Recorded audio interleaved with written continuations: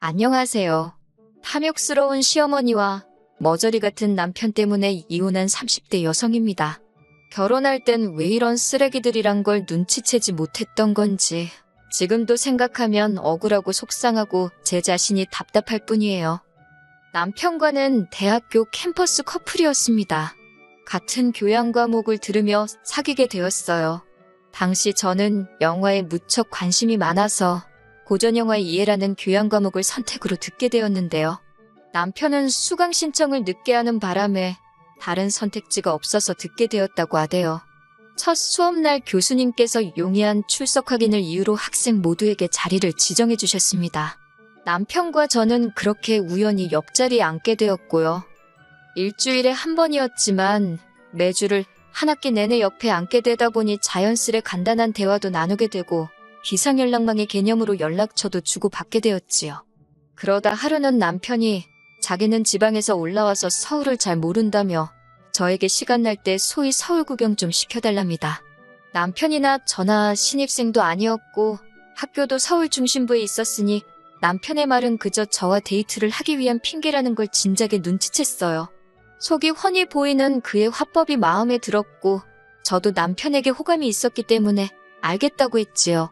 그리고 그와 비슷한 약속이 몇 번 반복되면서 저희는 자연스레 연인 사이로 발전하게 되었습니다. 이후로 8년의 연애 끝에 부부의 영까지 맺게 되었고요. 남편은 저보다 한 살이 많았고 저와 사귀는 동안 군대도 다녀왔고 1년간 호주로 워킹홀리데이도 다녀왔어요. 그렇다 보니 7년의 연애 중 거의 4년에 가까운 시간을 떨어져 있어야 했지만 그러한 현실이 서운하거나 힘들게 느껴지진 않았습니다.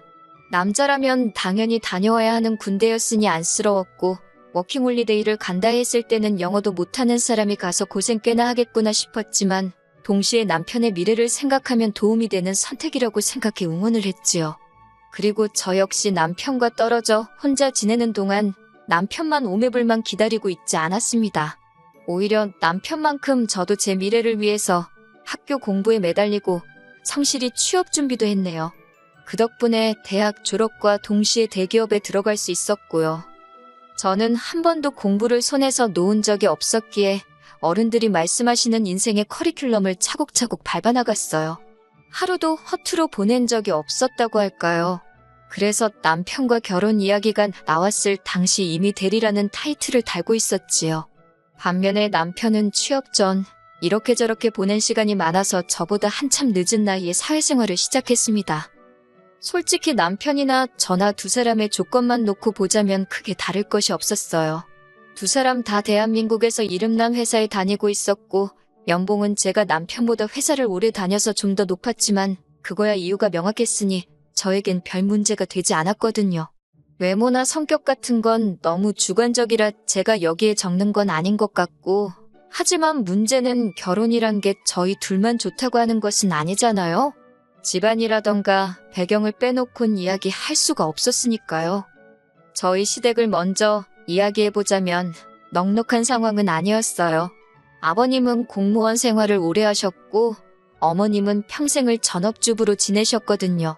여담이지만 남편이 남들 다 가는 해외유학 대신 워킹홀리데이를 선택했던 이유도 시댁의 경제적 상황과 무관하지는 않았지요. 반면 저희 친정의 경우 제 조부모님께서 제법 큰 재산을 저희 아버지께 물려주셨습니다.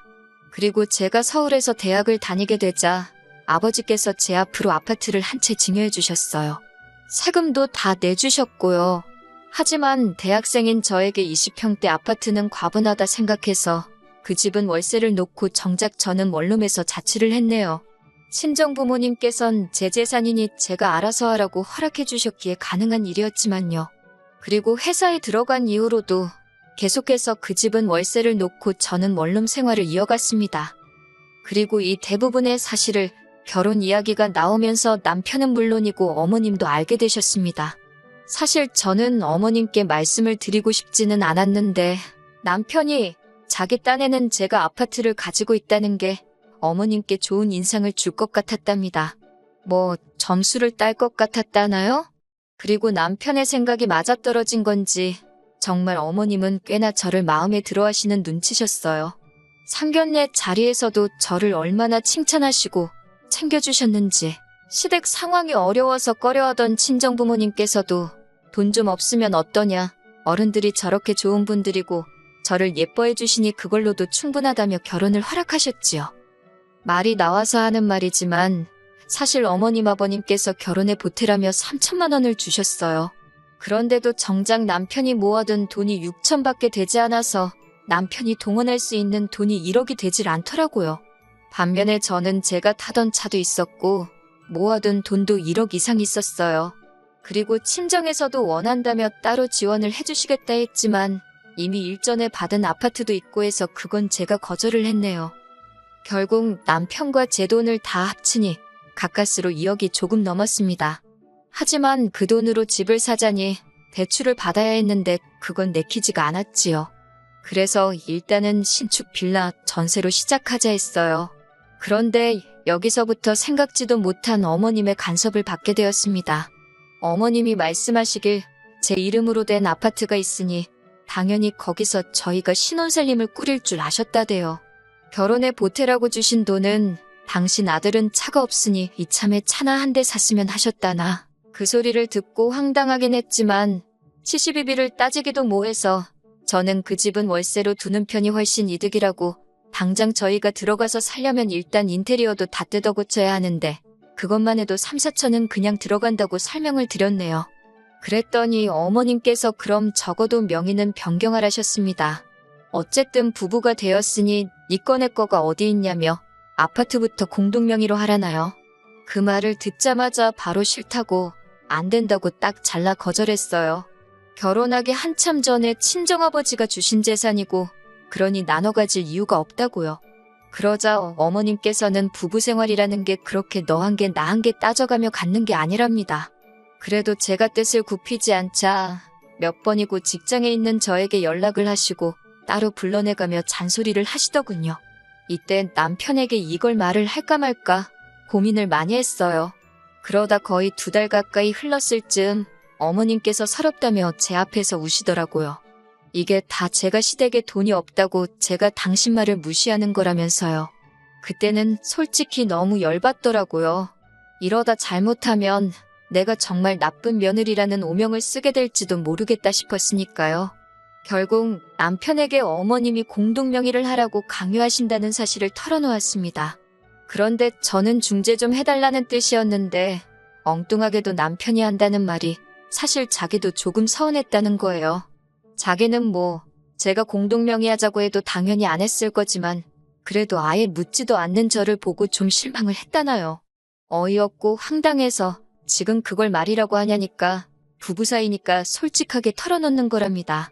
어찌나 찌질하고 한심해 보이던지. 하지만 이때만 하더라도 결혼한 지 3달도 되지 않았기에 이혼 같은 건 솔직히 생각해보지도 않았습니다. 그저 정신을 똑바로 차리면 큰일 나겠다. 그 정도로만 생각을 했달까요? 그래서 얼마 지나지 않아 남편더러 돈 관리는 각자 하자고 했어요. 어차피 당신이나 나나 버는 건 비슷하니까 각자 관리해도 괜찮을 것 같다고요. 생활비 명목으로만 150씩 내놓고 200은 앞으로 당신과 나의 미래를 위해 저축을 하자. 그리고 나머지는 각자 알아서 양심껏 관리하자니까 남편도 좋다대요. 하지만 공동명의 사건 이후로 어머님은 저를 따돌리기 시작하셨어요. 얼마나 유치한 방법으로 저를 없는 사람 취급하시던지요. 남편에게는 위로 결혼한 아주버님이 한 분 계셨는데 저는 어머님이 형님을 그렇게 예뻐하시는지 그때 처음 알았네요.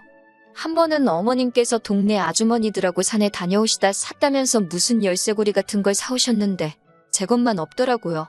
식사를 할 때도 고기 반찬을 집어다 형님 밥그릇에 얹어주시면서 당신 말 잘 듣는 며느리만 당신 며느리라고 하질 않나. 그런 일을 3-4번 당하고 나니 저도 사람인데 기분 더럽더라고요. 저를 불쌍하게 보는 아주버님과 형님의 눈빛도 짜증나고 그런 유치한 짓을 하시면서 저를 비웃듯 바라보시는 어머님도 어이가 없었거든요. 솔직히 그런 상황 속에서 남편이라도 우직하게 제 편을 들어주었다면 제 감정이 이렇게까지 격해지진 않았을 거예요. 하지만 남편에게 어머님이 나에게 하시는 행동을 봤냐며 제 고충을 토로하면 돌아오는 반응은 자기는 그런 낌새를 못 느꼈답니다. 그러면서 오히려 저를 마치 어머님이 하시는 말이며 행동이면 무조건 예민하게 받아들이는 그런 여자로 몰아가더라고요. 그래서 이후로는 시댁일에 관해서는 아예 관심을 끊어버렸습니다. 그러다 지난 추석이었습니다. 남편만 보냈습니다. 추석 전에 있던 어버이날에도 제가 드린 용돈은 받으셨고 선물도 챙기셨으면서 식당에선 일부러 제 공깃밥만 주문 안 해주시고 저한테 말도 한마디도 안 걸으셨거든요. 그리고 이후로 있던 어머님 아버님 결혼기념일 때도 제가 용돈 100만 원 챙겨드렸는데 그 돈으로 아주버님하고 형님만 데리고 여행 다녀오셨더라고요.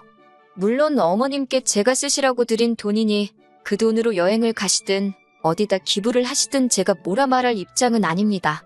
그리고 어머님께서 저한테 당신이 어디 간다, 누구랑 간다 그런 걸 보고하셔야 할 의무도 없고 이유도 없다는 것도 잘 알지요. 하지만 적어도 아주버님네와 여행을 가기로 하셨다면 참고로 아주버님네는 여행비를 부담하실 상황이 전혀 못 되십니다. 그러면 남편하고 저한테도 한번 같이 가겠냐고 물어봐 주실 수는 있는 거잖아요? 어차피 저희는 바빠서 같이 못 갔을 텐데요. 게다가 여행지에서 돌아오셨을 때도 당신 아들인 남편 선물만 달랑 사오셨습니다. 저한테는 심지어 깜빡했다, 미안하단 말씀조차 없으셨고요. 그렇게 계속 무시와 괄시를 당한 마당에 제가 추석이랍시고 시댁에 가서 음식을 하고 말 그대로 식모 노릇을 하고 싶었겠어요? 그래서 남편한테 혼자 가라 했습니다. 그랬더니 남편이 한다는 소리가 그러면 돈이라도 얼마 챙겨드려야 하는 거 아니냐입니다. 그래서 당신이 드리면 되지 왜 나한테 찾냐고 단칼에 거절했어요. 그랬더니 우물쭈물거리며 한다는 소리가 어머님이 명절에 고생을 많이 하신다고. 저도 너무 화가 나서 그 고생 내가 시켰냐고 소리를 질렀습니다. 그랬더니 남편도 꿀먹은 모마냥 더 말은 못하고 현관을 나서더라고요. 남편은 추석 연휴를 오롯이 혼자 시댁에서 보냈고 저는 친정에서 지냈어요. 친정 부모님이 걱정하실까봐 각자 집에 가기로 했다고. 요새는 우리 같은 부부가 많다고 대충 둘러댔지만 친정어머니가 대번에 눈치를 채셨습니다. 저더러 시어머니양 뭐 안 좋은 거 있냐고 물으시더라고요. 정말 친정어머니가 그거 딱 하나 물어보셨는데 순간 눈물이 쏟아질 것 같았지만 결국은 아무 말도 하지 않았습니다. 저희 친정부모님 성격에 제가 그런 처지에 있다는 걸 아시면 분명히 가만히 계시지 않을 테고, 하지만 그때만 하더라도 연애 8년, 결혼 1년 합의 9년이란 시간이 너무 아까웠어요. 그래서 어리석게도 버텨내겠다고 생각했지요. 추석의 마지막 날 시댁에서 돌아온 남편이 한다는 말이 어머님 아버님이 제가 안 와서 너무 서운해하셨답니다. 그 말이 전혀 믿음이 가진 않았고 저도 가슴에 맺힌 게 있던 탓에 내가 안 와서가 아니라 내가 돈 봉투를 안 보내서 그렇겠지라고 쏘아붙여버렸네요. 그랬더니 남편이 한숨을 푹 쉬면서 한다는 소리가 저더러운 너도 그 돈 안 들여서 마음이 불편하지 않냐입니다. 찝찝하지 않냐고 그래요. 그러면서 지금이라도 계좌이체 해드리라는데 어이가 없어서 내가 못하러 그런 짓을 하냐 받아쳤습니다. 그리고 남편더러 돈 벌어서 뭐하냐고 어머님 아버님이나 챙겨드리지 그러냐니까 자기는 평소에도 잘 챙겨드린답니다. 그래서 당신 낳아서 키워주신 부모님한테 당신이 잘한다는데 내가 무슨 말을 하겠냐고 휴잔았네. 그러며 한껏 빈정댔네요. 이후로 연말에 크리스마스에 신정에 지난 설까지 정말 단돈 10,000원도 시댁에 안 보냈습니다. 전화도 안 했어요. 그랬더니 설 연휴가 끝나고 바로 어머님께 웬일로 연락이 다 왔더라고요. 죄 지은 것도 아닌데 내가 왜 피하나 싶어서 전화를 받았습니다. 어머님께서 이따 당신이 올라오신다며 만나자 하시길래 알았다 했어요. 다행히 남편이나 저나 설 연휴 이튿날까지 쉬었기에 바로 그날 늦은 오후 어머님을 만날 수 있었네요. 카페에 앉기가 무섭게 어머님께서 저더러 지금 뭐하는 짓거리냐고 따지시더라고요. 그래서 무슨 말씀을 하시는 거냐, 어머님이 먼저 저 없는 사람 취급하고 그러지 않았냐, 그리고는 뒤이어 그동안 제 가슴에 맺혔던 말을 다 토해냈습니다. 그랬더니 어머님께서 하신다는 말씀이 너도 나를 무시하지 않았냐, 그래서 나도 너를 무시한 거다. 사람이 무시를 당하면 얼마나 기분이 나쁜 건지 제가 직접 느껴봐야 정신을 차릴 것 같았다는 말도 안 되는 논리를 펼치시더라고요. 제가 어머님께 전 단 한 번도 어머님을 무시한 적이 없다. 무시할 것 같았으면 애시당초 어머님 아들하고 결혼하지 않았다고 했어요. 그랬더니 어머님 얼굴이 벌개지면서 저더러 이제서야 속내를 드러낸다면서 그런 말을 한다는 것 자체가 제가 어머님하고 남편을 무시하는 거라나요? 도저히 대화가 통하지 않아서 결국 단도직입적으로 도대체 저를 왜 보자고 하신 거냐 물었습니다. 용건만 이야기하자고요. 그랬더니 이때까지 입에 풀 발라놓은 것 마냥 입 딱 다물고 있던 남편이란 작자가 저더러 한다는 말이 모든 걸 원점으로 돌리잡니다. 제가 남편한테 무슨 소리냐고 똑바로 말하라 했어요. 그랬더니 이 모든 게 제 아파트에서 시작된 거 아니냐면서 이제라도 공동명의로 돌리래요. 부부가 공동명의로 집 하나 가지고 있으면 남들이 보기에도 그림이 좋지 않냐면서요. 그런 말을 들으니 망치로 뒤통수를 한 대 세게 맞은 듯한 기분이 들면서 동시에 이 사람이 훗날 저희 부모님이 저에게 재산을 물려주신다면 그마저도 탐내겠구나 문득 그런 생각이 들더라고요. 그래서 어머님을 바라보고는 그럴 바엔 차라리 헤어지는 게 낫겠다고 했습니다. 제가 어머님께 이런 소리까지 들어가면서 이런 남편이랑 왜 살아야 되는지 모르겠다고요. 어머님 아들은 제 아파트만도 못하다고 아무래도 제가 지금 남편과 제 아파트 중 하나만 골라야 될 것 같은데 전 아파트를 선택하겠다 했네요. 그랬더니 어머님께서 저더러 미친 X라며 이럴 줄 알았답니다. 돈밖에 모르니까 공동명의 이야기가 나왔을 때 말이라도 생각해볼게요. 소리도 안 한 거라면서. 남편도 계속 저더러 너 후회 안 하지? 후회 안 해? 그러는데 그 모습이 참 구차하대요. 후회는 무슨 말을 꺼내기가 어려웠지. 하고 나니 속이 다 후련하다고 소리를 질러버렸어요. 이후로 집주인분에게 양해를 구해 집을 내놨습니다. 이건 여담이지만 집주인분께서 보기 좋은 신혼부부였는데 왜 이혼을 하냐고 하도 캐물어서 시어머니 때문에 이혼한다 하니까 폭풍 공감을 해주시더라고요. 당신도 시집살이를 못 견뎌서 이혼했다면서 그래도 저희는 애가 없어서 다행이라고 그리고 동병상련이라 느끼셨는지 집이 나가는데 적극적으로 협조를 해주시겠다 했습니다. 솔직히 시원섭섭도 아니고 그냥 시원해요. 9년이란 세월을 생각하면 가슴이 쓰리지만 미련은 없습니다. 저는 할 만큼 했다 싶거든요. 남편은 엊그제 서류까지 내고 오니까 이혼이 실감이 나기는 하는 건지 저한테 정말 자기 없이 살 수 있겠냐는 헛소리를 해대더군요. 웃으면서 약 먹었냐, 돌았냐 그랬어요. 당연히 살지. 너가 없으니 이제 더 잘 살게 생겼다고요. 그리고 어젯밤 어머님한테 장문의 문자가 왔습니다. 기어이 끝장을 보자는 거냐면서 멀쩡한 당신 아들 이혼남 만들어 놓았다며.